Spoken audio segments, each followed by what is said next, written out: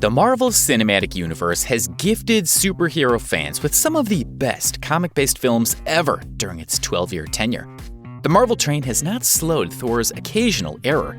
The Dark World from rolling out hits such as Guardians of the Galaxy, Captain America the Winter Soldier, and the newly crowned Prince of Superhero Cinema, Avengers Endgame. But scenes that make little sense are concealed inside even the best of the lot, jokes that fall totally flat, and bits that lack any real imagination. Hello everyone, welcome back to Unlimited Movies.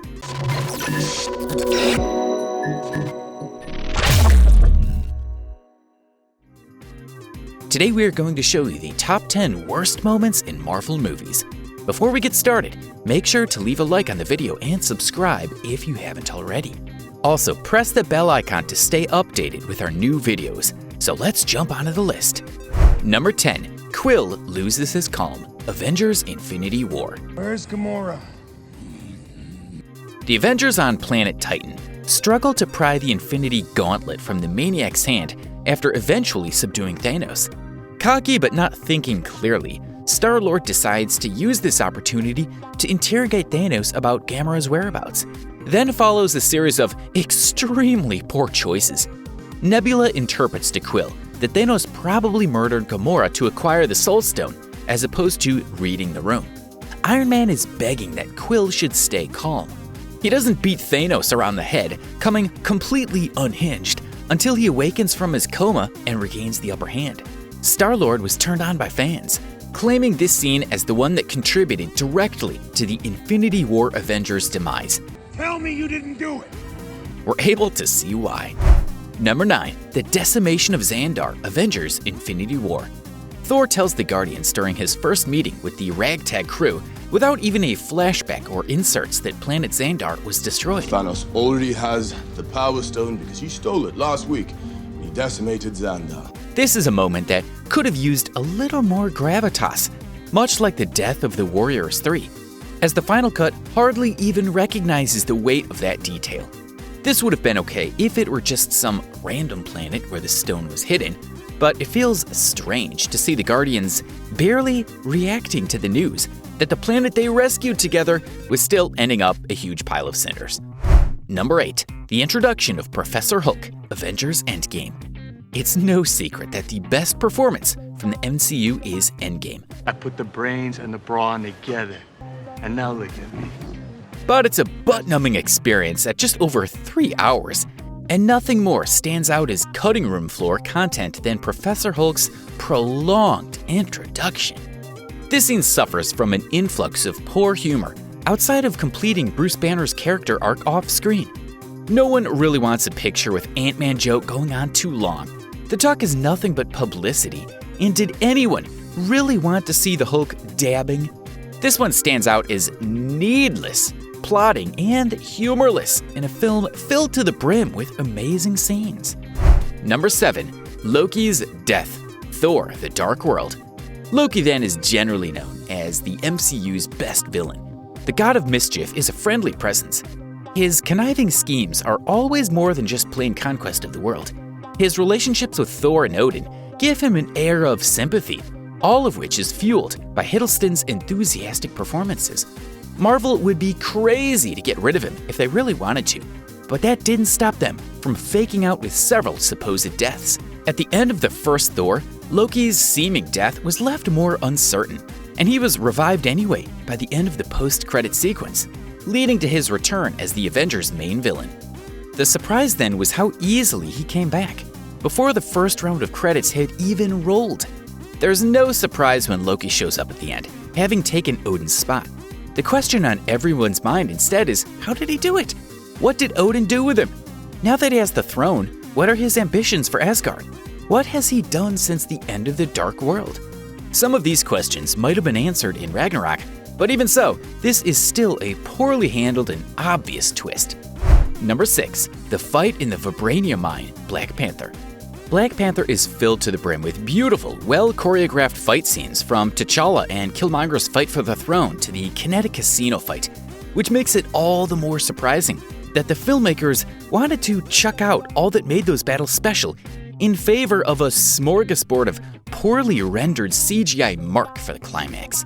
Yes, with the motion picture, the effects were created, but centering the film's final battle around two CG creations in a CG setting makes the punches seem softer and the stakes obviously lower. It doesn't help that the vibranium mine in the entire movie is probably the most visually uninteresting spot.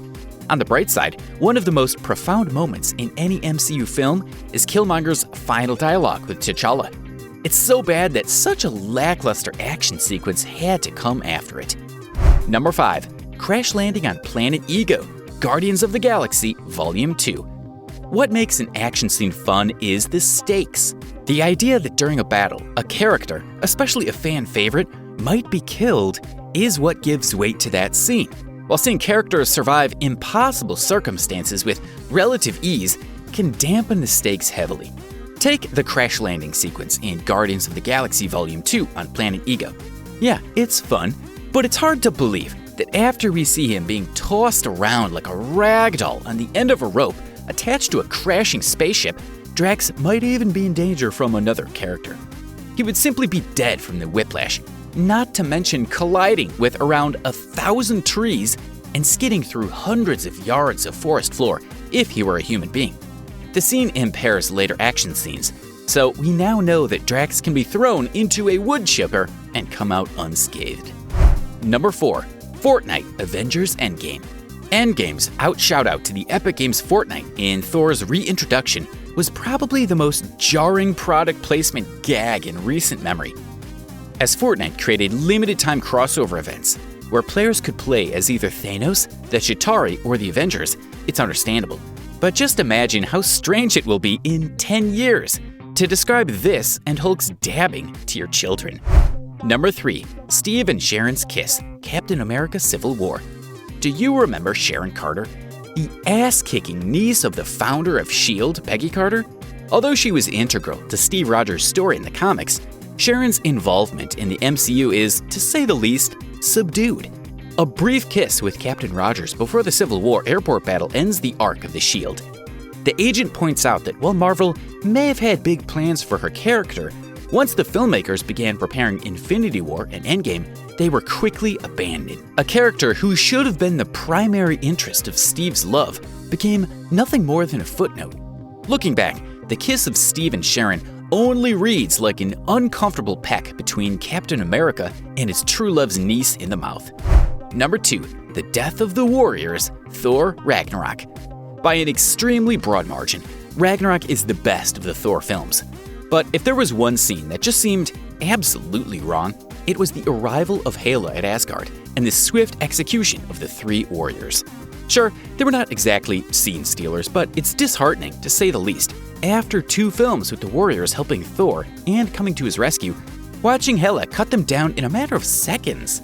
Their entire participation in Thor's saga ends with all the Goddess of Death's weight chopping down a nameless Asgardian.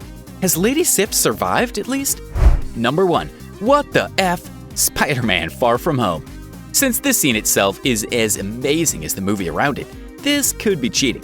But if the Sony Marvel deal isn't settled before his next solo outing, the end of Spider-Man Far From Home will be forever defaced.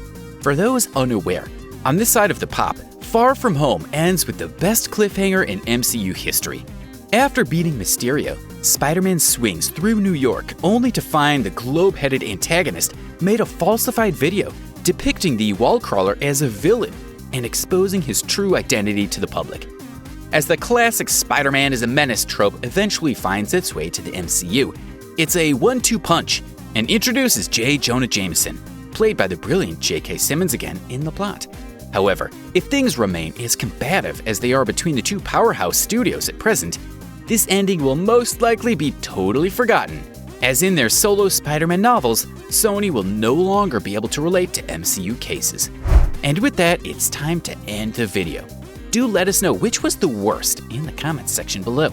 Subscribe for more content just like this one and share it with your friends. Also, don't forget to smash that like button and also press the bell icon to get notified about our new videos. Until then, fellas.